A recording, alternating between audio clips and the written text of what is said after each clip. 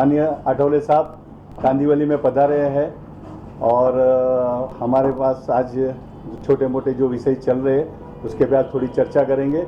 फिर गुजराती गौरव गरबा में हम लोग जाएंगे, साहब वहाँ पे वीआईपी गेस्ट है। तो आज की चर्चा पुष्कर भाई कौन कौन है?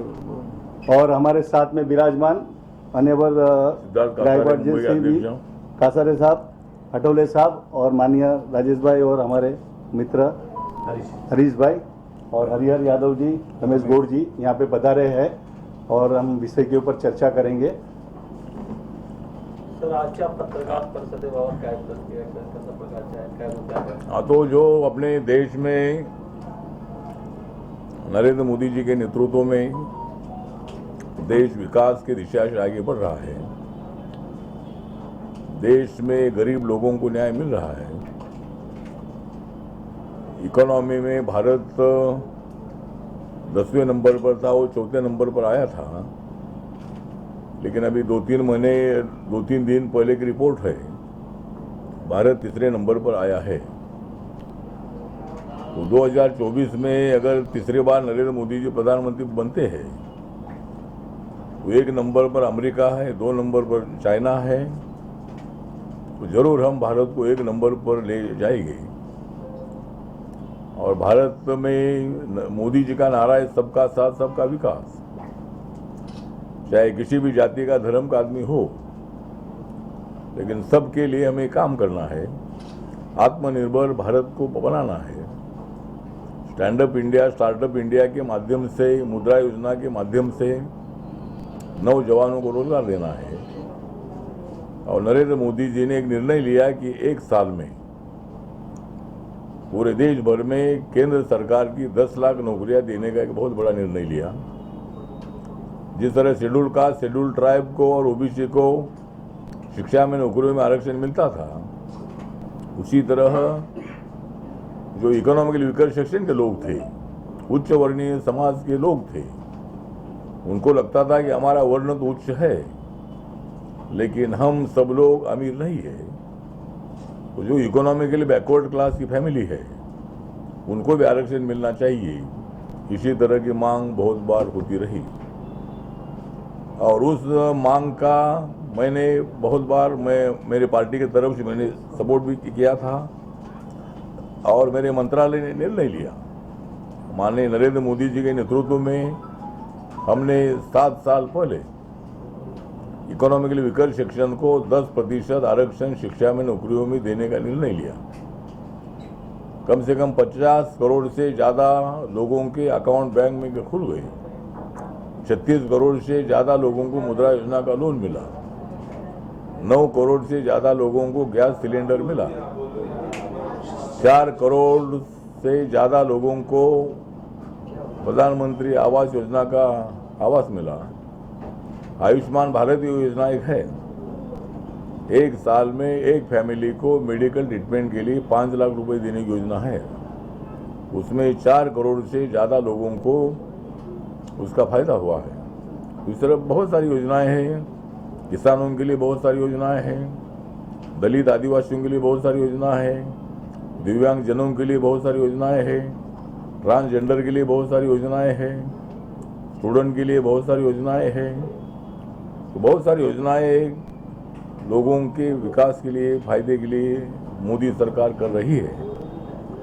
लेकिन मोदी जी को हराने के लिए कांग्रेस पार्टी सहित सभी देश की सभी पार्टियां, जिस पार्टी के, सोशलिस्ट पार्टी के, कम्युनिस्ट पार्टी के नेताओं को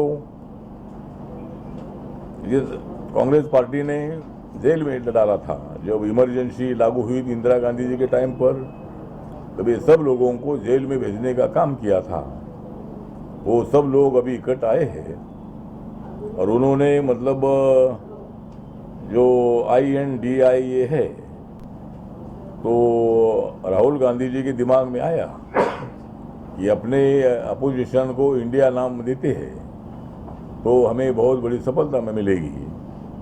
उन्होंने मतलब जो फुल फॉर्म है इंडिया का, वो Indian national developmental inclusive alliance INDIA, तो हमारे पार्टी का कहना है कि भाई इंडिया पर हमारा बहुत बड़ा प्रेम है, लेकिन अपोजिशन वालों पर हमारा बिल्कुल प्रेम नहीं है। तो ये इन्होंने इंडिया का नाम लेकर इंडिया के नाम को मिसयूज कर रहे हैं। इसलिए मेरे पार्टी के एक वाइस प्रेसिडेंट है एडवोकेट मिथिलेश पांडे, जो दिल्ली सुप्रीम कोर्ट में वकालत करते हैं, उन्होंने एक writ petition Delhi high court में डाली है और उसमें हमारा कहना यह है कि आपको अपोजिशन को सत्ता में आने का पूरा अधिकार है, उनको जनता को कन्विंस करने का पूरा अधिकार है। लोकतंत्र में जिनको बहुमत मिलता है उनको सत्ता में आने का अधिकार है। आज तक मोदी जी आने के पहले बहुत साल तक आप लोग सत्ता में थे। मनमोहन सिंह जी की सरकार जो है यूपीए की 10 साल तक थी, उसके पहले भी कांग्रेस पार्टी 60-70 साल सत्ता में रही, तब उनको मेजॉरिटी मिलती थी। लेकिन 2014 से पूरा वातावरण बदल गया है और मोदी जी के नेतृत्व में लोग विश्वास कर रहे हैं।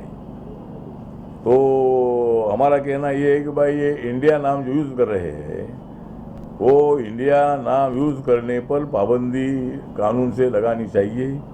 इसलिए मेरे पार्टी की तरफ से हमने एक writ petition Delhi high court में डाला है और आपको अपोजिशन को अपने फ्रंट बनाने का अधिकार है।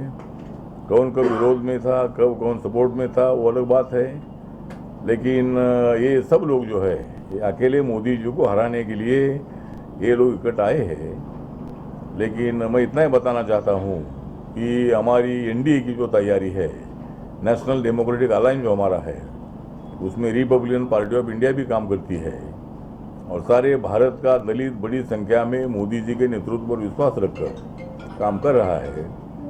संविधान बदलने की बात की जाती है, ये सरकार संविधान बदलेगी इसी तरह की भूमिका रखी जाती है, लेकिन मैं उनको बताना चाहता हूं कि जो नया संसद भवन बना है उसको मोदी जी ने संविधान सदन ये नाम दिया है। तो मोदी जी संविधान कैसा बदल सकते हैं?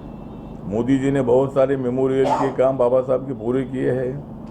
मुंबई में हिंदू मिल का काम चल रहा है, वहाँ 450 फीट का बाबा साहब का स्टैचू खड़ा होने वाला है और एक इंटरनेशनल लेवल का मेमोरियल मुंबई में दादर में बनने जा रहा है।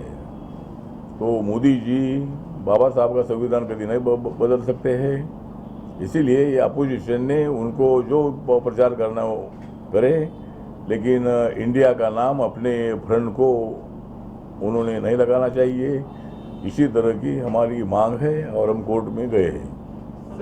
बाकी वैसा मैं चारकोप से मेरा बहुत बड़ा नज़दीक का संबंध रहा है।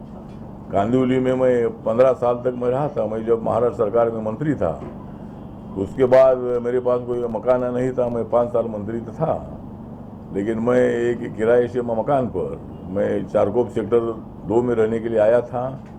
उसके बाद सेक्टर 7 में भी मैं रहता था। तो 15 साल तक मैं कांदिवली में रहता था। तो कांदिवली, बोरीवली हो, मालाड हो, दहिसर हो, गोरेगांव हो, ये सभी एरिया से मेरा बहुत बड़ा नज़दीक का संबंध रहा है।